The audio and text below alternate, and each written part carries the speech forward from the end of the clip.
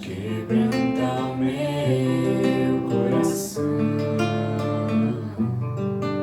transforma-me conforme a tua palavra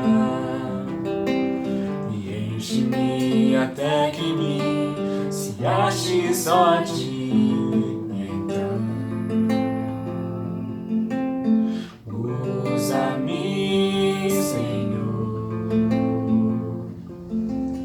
usa-me como um farol que brilha à noite, como ponte sobre as águas, como abrigo no deserto, como flecha que acerta o alvo. Eu quero ser usado da maneira que te agrade, em qualquer hora e em qualquer lugar.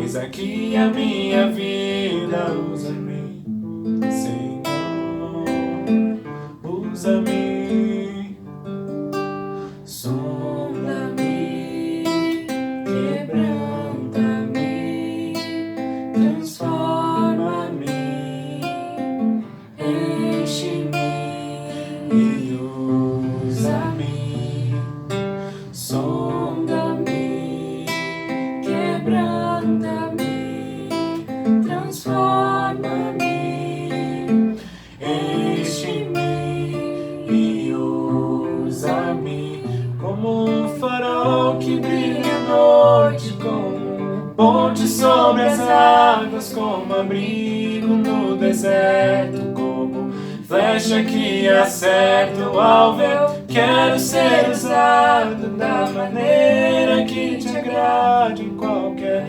hora e em qualquer lugar. Eis aqui a minha vida, usa-me, Senhor,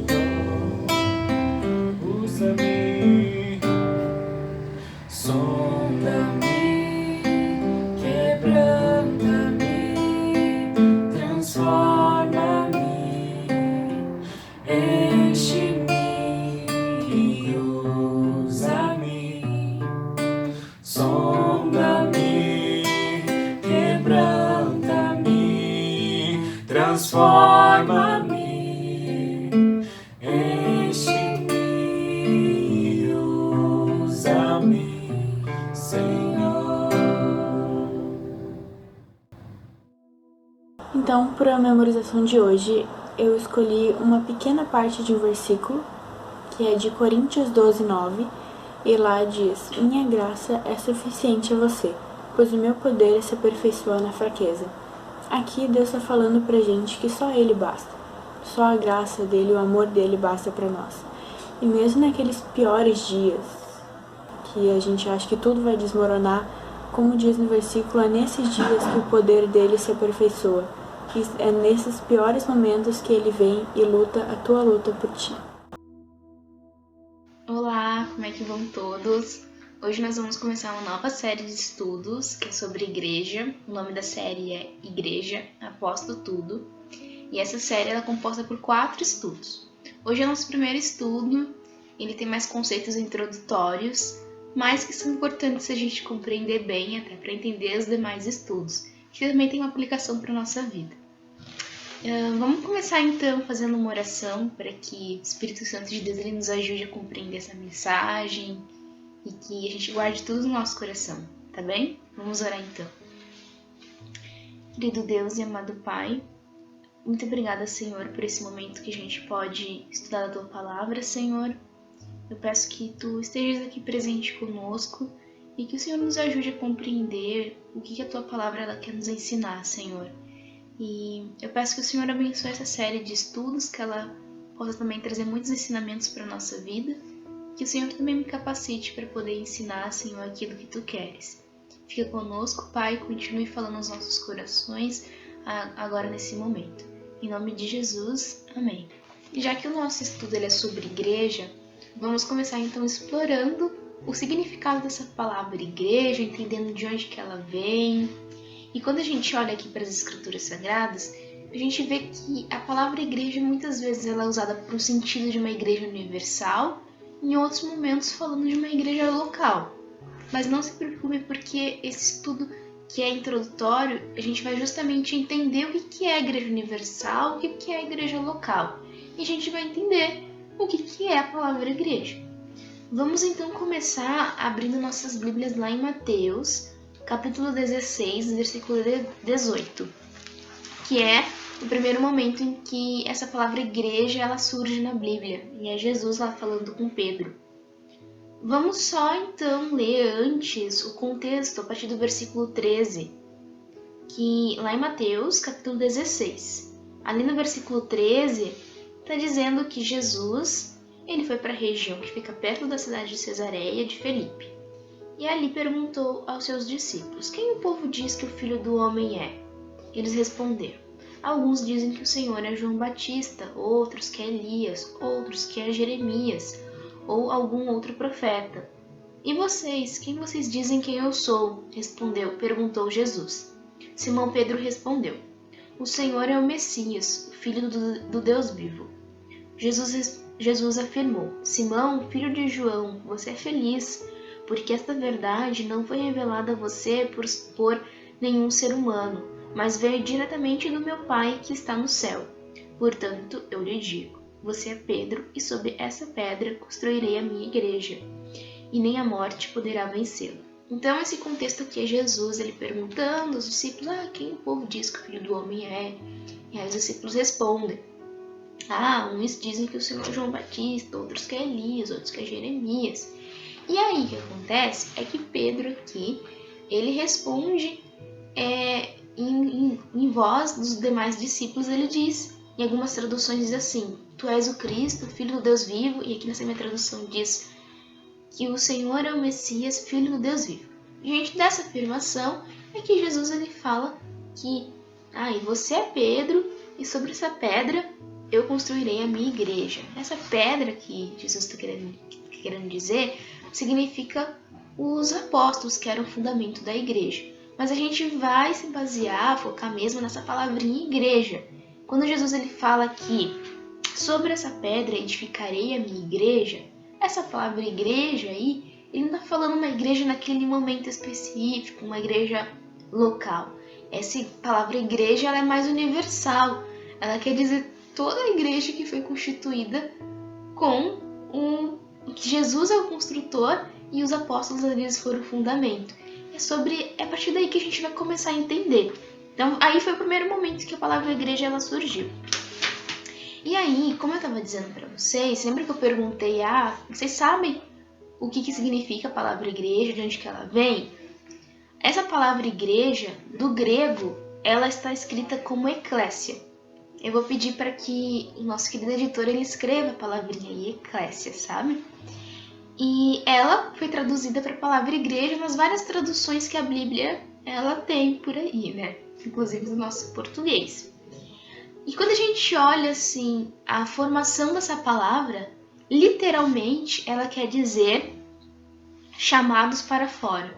E eu achei isso bem interessante, que quando a gente olha essa palavra original, eclésia, que é a tradução nossa para a igreja, o sentido literal dela seja chamados para fora. E eu fiquei assim, isso me lembrou de uma passagem que tem lá em Mateus capítulo 28, versículo 19 e 20, que é quando Jesus ele dá uma ordenança, uma ordem para os seus discípulos falando, ide para todo mundo, pregar o evangelho. Vamos dar uma lidinha só para vocês verem.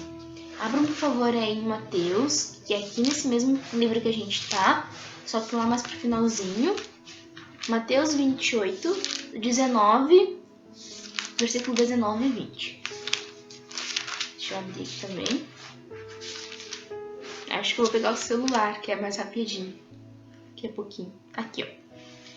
Aí, Jesus aqui, os discípulos tinham ido lá pro monte, um monte da Galileia, onde Jesus falou que iria encontrá-los. E aí, lá no versículo 19 está escrito assim, que é Jesus falando com os discípulos dele, com os 11.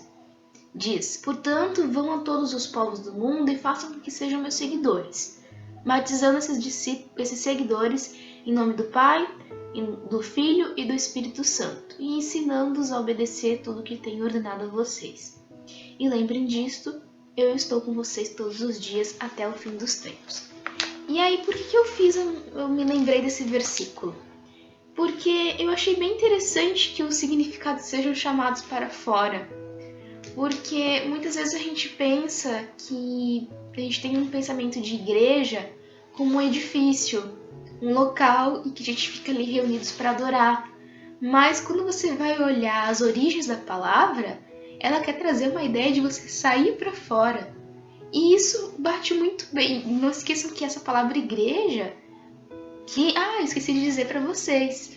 Essa palavra igreja, ela quer dizer assembleia ou reunião de crentes, né?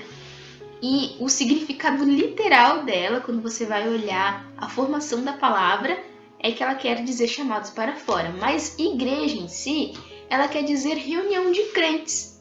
É isso que a palavra igreja quer dizer.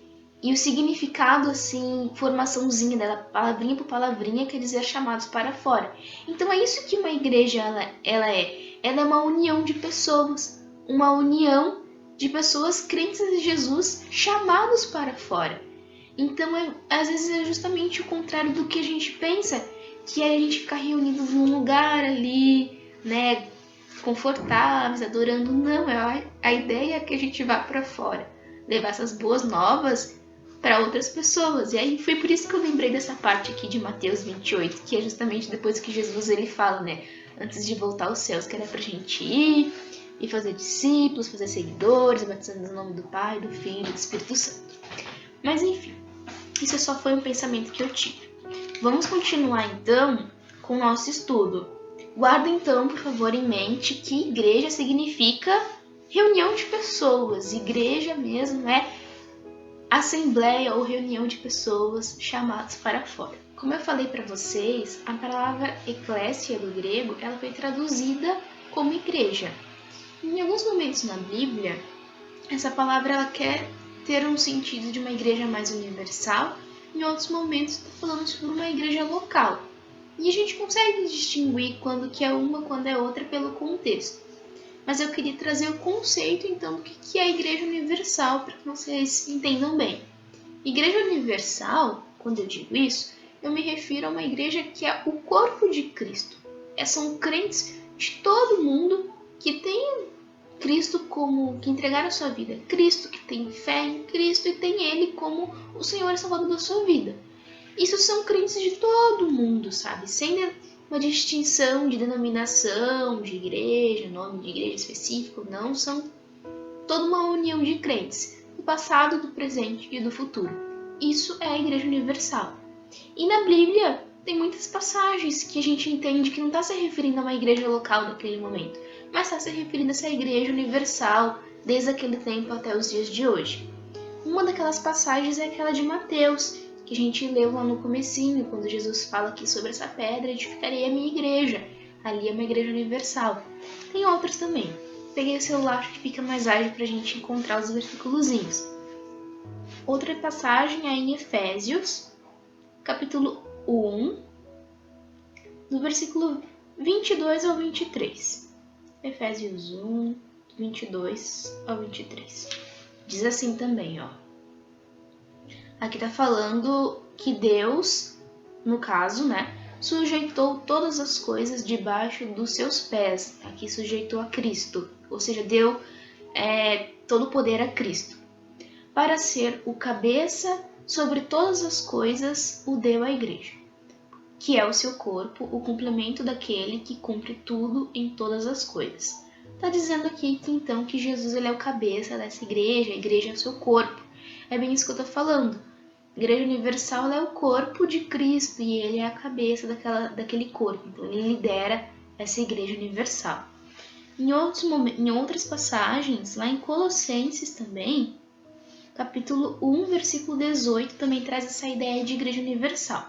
Estou trazendo alguns versículozinhos para vocês fazerem a distinção do que é uma igreja universal e depois do que é uma igreja local, que é bem fácil de entender. A gente vai já passar para a igreja local. Capítulo 1, versículo 18, de Colossenses. Diz assim: também ele é a cabeça do corpo, da igreja. é o princípio, o primogênito dentre os mortos, para que em tudo tenha a preeminência. Também falando sobre Jesus. Só que uma coisa que eu gostaria que vocês entendessem é que fazem parte dessa Igreja Universal somente aquelas pessoas que entregaram a sua vida a Jesus e que têm Ele como Senhor e Salvador da sua vida. Que só fazem parte desse corpo de Cristo somente aqueles que realmente acreditam em Jesus. Como é que vai fazer parte do corpo se você não entregou a sua vida para Ele, se você não tem relacionamento com Ele, entende?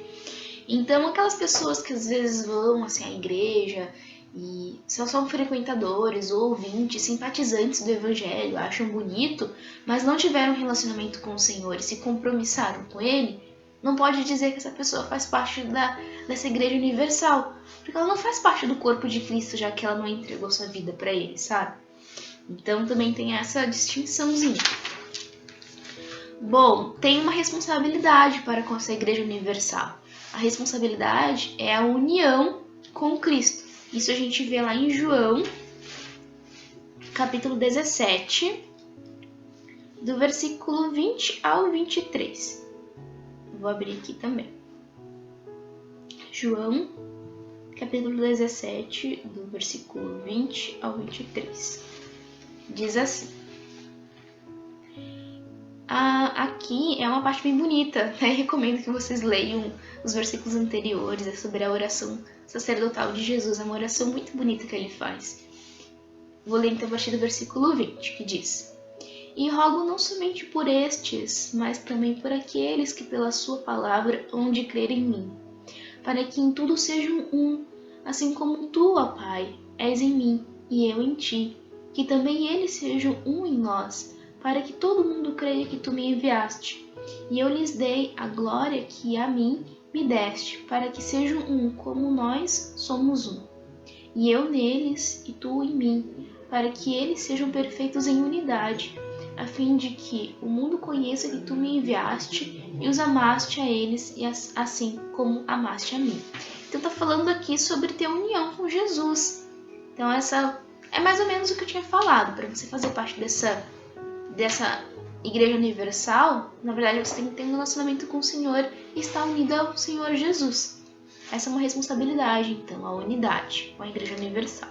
Então, até agora a gente já entendeu qual é o significado real de igreja, que é a assembleia ou reunião de crentes, que vem daquela palavra eclésia, que significa isso, e que literalmente significa chamados para fora.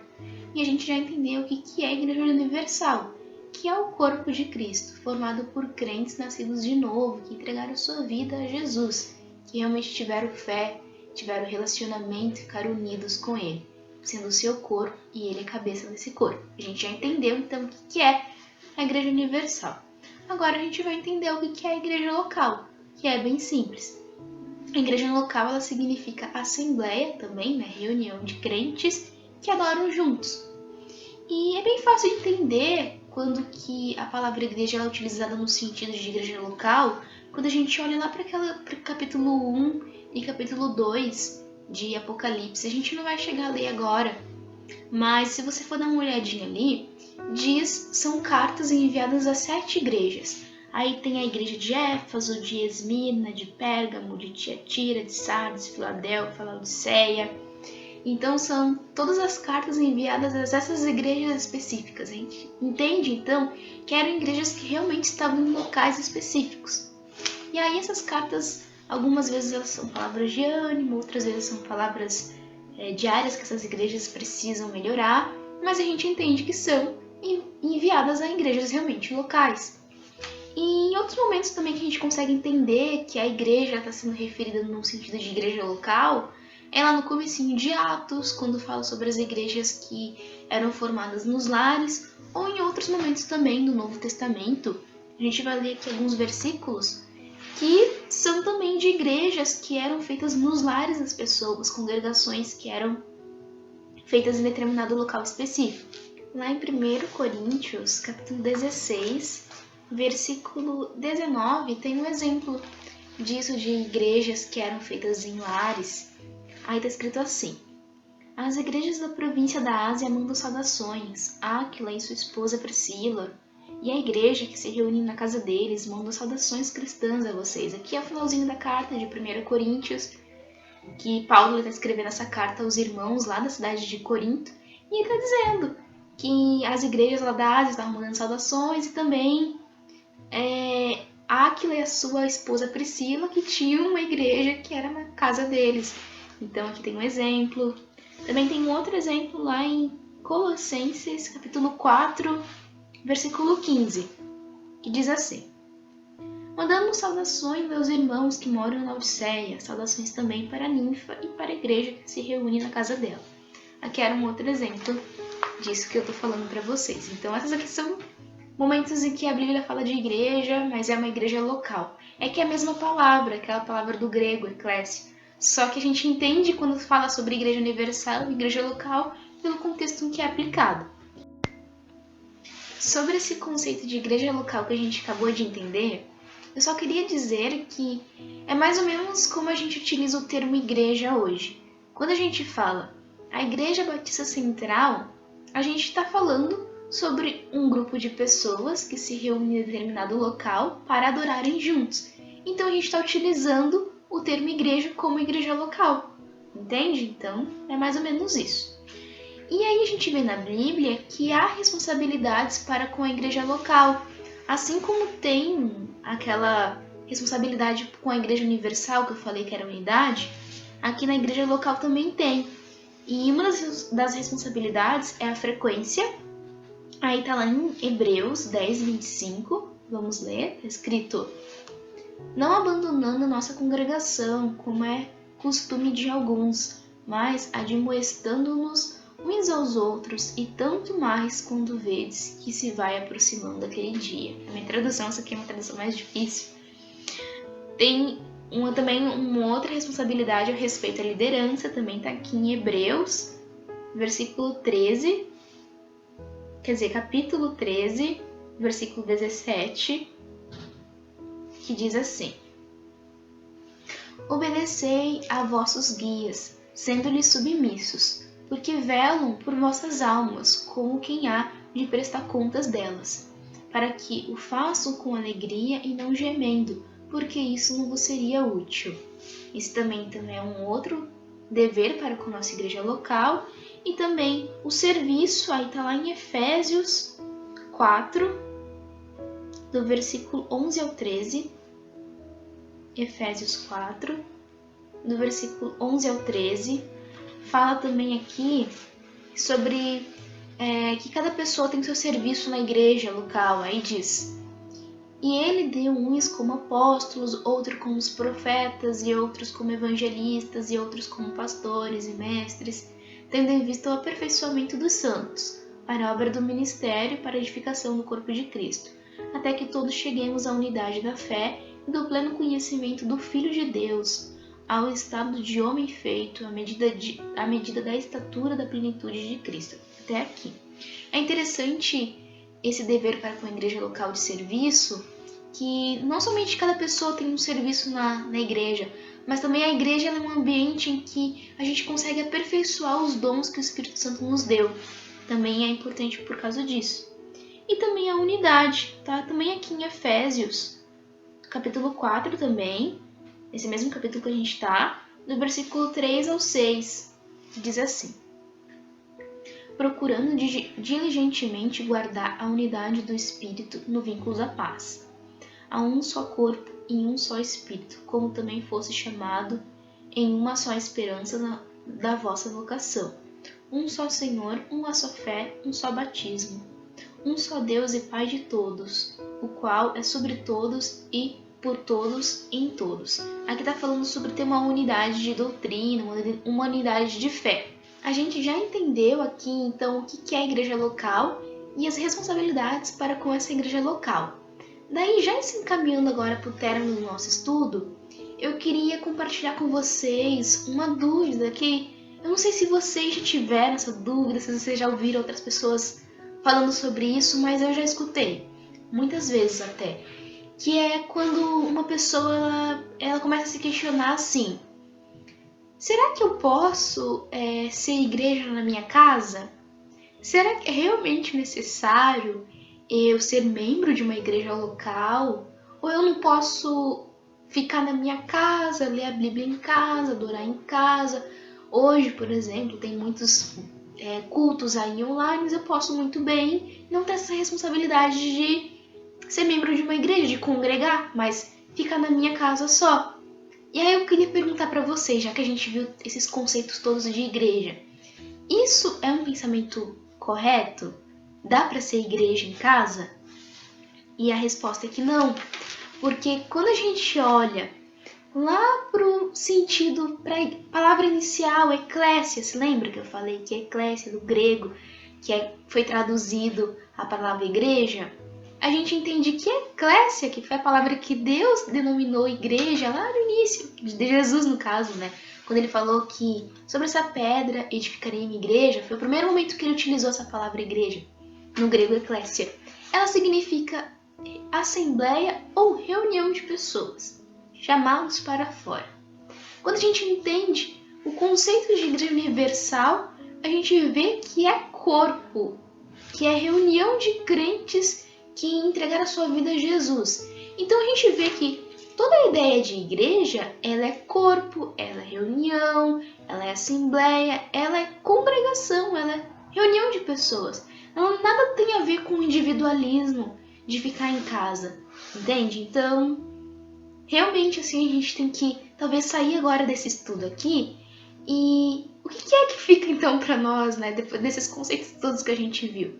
O que fica é que em nenhum momento a gente vê que igreja na Bíblia é edifício, não. Ela é reunião de pessoas, ela é assembleia, ela é corpo. E a gente entende então que, bom, a gente tem que valorizar a nossa igreja local e que, já que a gente aceitou Jesus como nosso Senhor e Salvador da nossa vida, então a gente entende que é algo belo, sabe? A gente faz parte, a gente é um corpo, a gente faz parte do corpo de Cristo. E ele tá liderando esse corpo porque ele é essa cabeça, sabe, que lidera esse corpo. Tu entende que tu faz parte, não somente aqui da tua igreja local, que também faz parte dessa grande igreja universal, mas tu tá unida a um grande corpo de vários cristãos de todo o mundo, cristãos do passado, do presente e do futuro. E tu tem que valorizar isso, entende? Valorizando até a partir do seu trabalho na sua igreja local, do seu respeito à liderança, do seu serviço, do ambiente que você pode aperfeiçoar mais os dons que o Espírito Santo te deu, um ambiente que você pode ter crescimento espiritual com seus irmãos, onde você pode aprender mais do Senhor, onde você pode ensinar. E assim, quando a gente valoriza a nossa igreja local e a gente cumpre aquilo que é o sair para fora, que é o significado literal da palavra igreja, não esqueçam disso, que eclésia literalmente quer dizer sair para fora. Ou seja, a gente não fica pensando em que igreja é só um edifício, sabe? Ficar ali entre quatro paredes, mas a gente sai para fora. A gente leva essas boas novas de Jesus para muitas outras pessoas. E assim Jesus chega para outras pessoas e mais a Igreja Universal cresce. É mais ou menos isso, então, que a gente vai entender por esse estudo de hoje. Eu sei que foram muitos versículozinhos e conceitos introdutórios, mas é importante para a gente compreender isso e a gente compreender também depois os demais estudos que a gente vai ver nas próximas semanas. Tá bem, gente? Boa semana, então. Boa sexta-feira para vocês hoje.